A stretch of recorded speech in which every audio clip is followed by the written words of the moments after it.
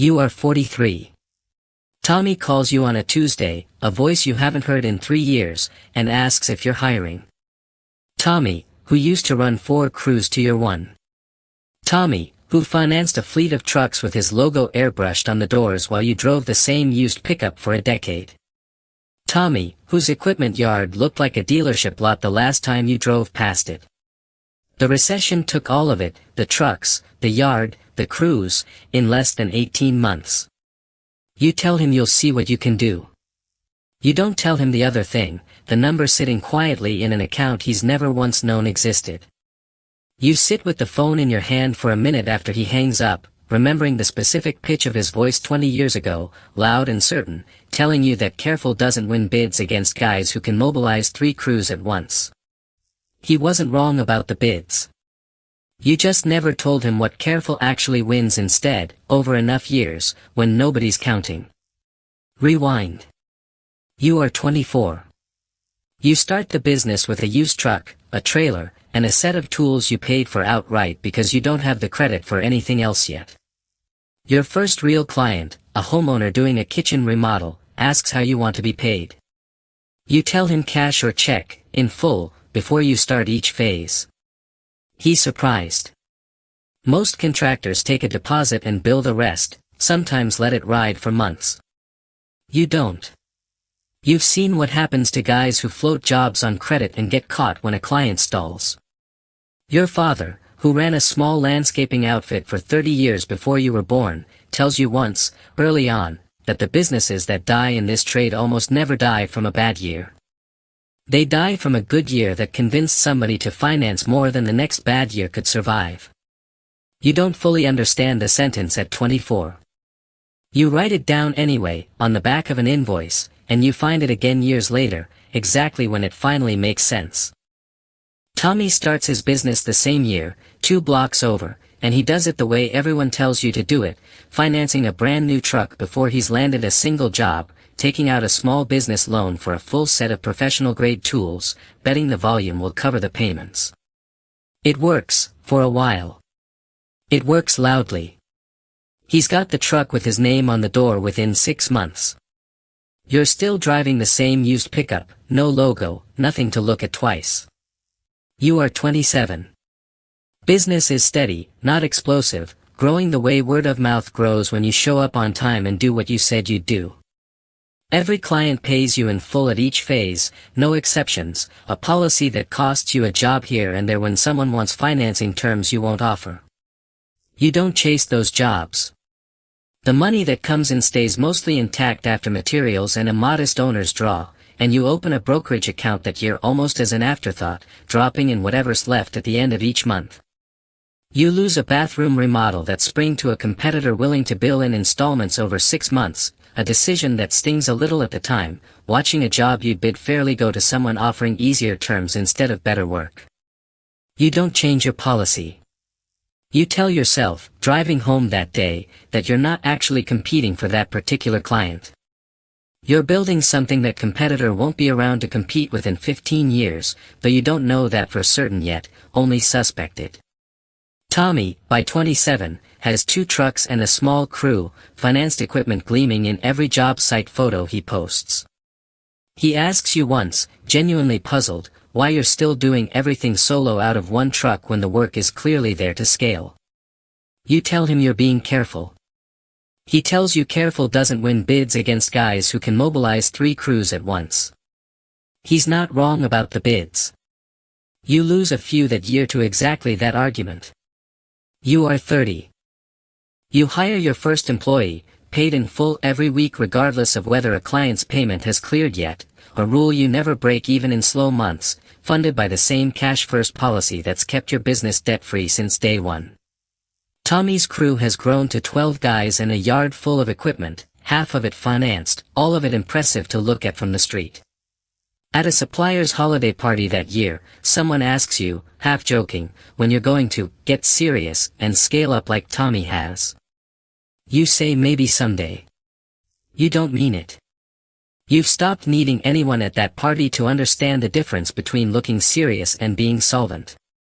Your first employee, a quiet guy named Ellis who'd worked for a bigger outfit before, tells you at the end of that first year that he's never once had a paycheck bounce or arrive late working for you, something that happened routinely at his old job whenever a big client paid slow.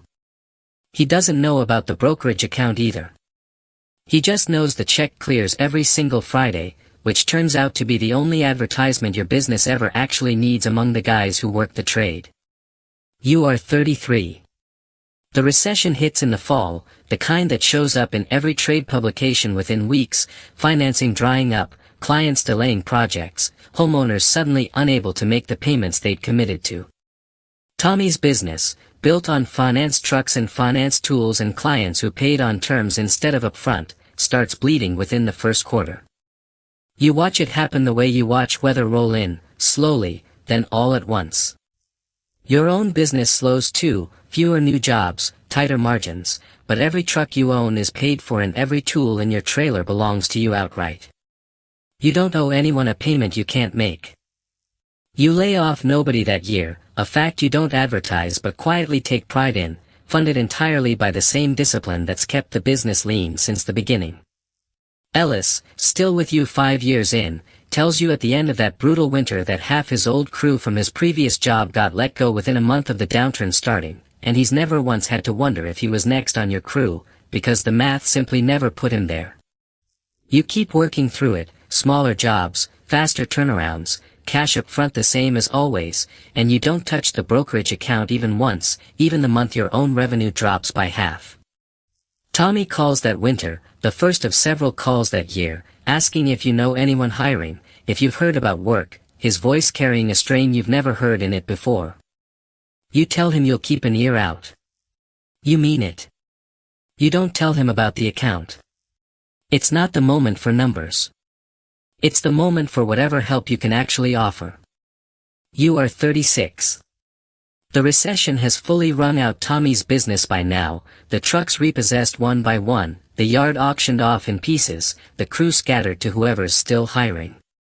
You see him occasionally at the supply store, quieter than he used to be, driving a car that isn't his own, working under someone else's name on someone else's crew. He doesn't ask about your business anymore. There's nothing left in the comparison that would land the way it used to. You don't bring it up either. You've learned, by 36, that watching someone lose something doesn't require you to explain what you kept. You run into an old supplier that year, a man who watched both your businesses grow up side by side from behind the same counter for over a decade, and he tells you, unprompted, that he always figured Tommy would be the one still standing, given how much bigger his operation looked from the outside. You don't correct the assumption. You just nod and pay for your materials the same way you always have, cash, in full, no terms required. You are 39. Your brokerage account crosses a number that year that would buy Tommy's old fleet twice over, at the prices he originally financed them for, in cash, without touching a single other dollar you own. Nobody at any supply counter or job site has ever seen that number. You still drive the same truck, older now, a few more dents, still paid for the same day you bought it. A new contractor starting out that year asks you at a trade breakfast why you never expanded into a bigger operation the way half the guys your age did. You tell him you never needed to. He doesn't fully understand the answer. You don't need him to. You think about that trade breakfast for a while afterward, the specific expression on the younger contractor's face, half admiration and half confusion, the same look Tommy used to give you 20 years earlier before the confusion in him curdled into something closer to pity for a few years, and then, eventually, into the quiet respect he can't quite bring himself to say out loud on the phone yet. You are 41. Your daughter, in college now studying business, asks you over a phone call why you always insisted on cash up front instead of offering financing terms like every competitor did. You tell her the truth, the whole 2 decades of it, the debt Tommy carried, the recession that found every weak link in every financed operation across the entire trade, and the simple, unglamorous policy that kept your own business standing through all of it. She's quiet for a moment, then asks what happened to Tommy specifically. You tell her the truth about that too. She goes quiet again, doing the kind of math a business student does automatically now, connecting a policy she'll write about in a case study someday to a real person she's actually met at your job sites growing up. She asks, near the end of the call, whether it was ever tempting to finance things the way Tommy did, back when his trucks looked so much better than yours in every photo. You tell her the truth, that it was, especially in the early years, watching a competitor's fleet grow while yours stayed the same single-dented pickup. She asks how you resisted it, and you tell her the sentence your own father gave you at 24, the one about good years financing bad years nobody sees coming yet. She's quiet again, and you can hear her, faintly, writing something down. You are 43. Present day. Tommy's voice on the phone, asking if you're hiring, careful and a little embarrassed in a way his younger voice never once was. You tell him you'll see what you can do, and you mean it, because whatever else happened between the two of you and the 2 decades and the recession that separated your outcomes so completely, he was still the guy 2 blocks over who helped you jump your truck battery more than once in the early years, back when neither of you knew yet which version of careful would actually survive.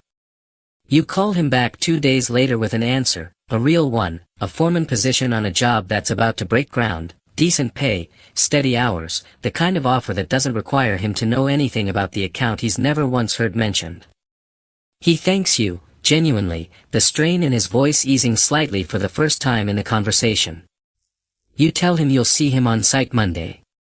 You hang up before either of you has to find a way to talk about the 20 years in between.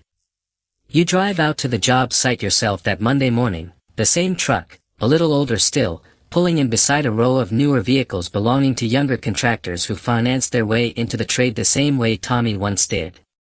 You watch one of them, 25 maybe, standing proudly beside a brand new truck with his company's freshly printed logo on the door, showing it off to a supplier rep the way Tommy showed his off 20 years ago in almost the exact same spot. You don't say anything. You've learned, by 43, that the lesson only ever lands when someone's ready to learn it themselves, usually somewhere around the exact moment the weather starts to turn. Somewhere tonight, a 24-year-old contractor is filling out a truck financing application at a kitchen table, weighing it against the slower, less impressive option of saving up and paying cash for a used one instead. He doesn't know yet which choice Tommy made at his age, or which one you did, or that the difference between those two decisions was never really about trucks at all. It was about which kind of foundation a person is willing to build slowly, invisibly, for years, so that when the weather eventually turns, and it always eventually turns, there's still something standing that belongs to nobody but him. He'll sign one form or the other tonight, and tomorrow morning will look identical either way, no crowd in a parking lot, no congratulations, no sign at all of which decision he actually made. That's the part nobody warns a 24-year-old about, standing at that particular kitchen table. The weather doesn't announce when it's coming. It just eventually arrives, the same way it always has, and finds out, quietly, which foundations were actually built to hold.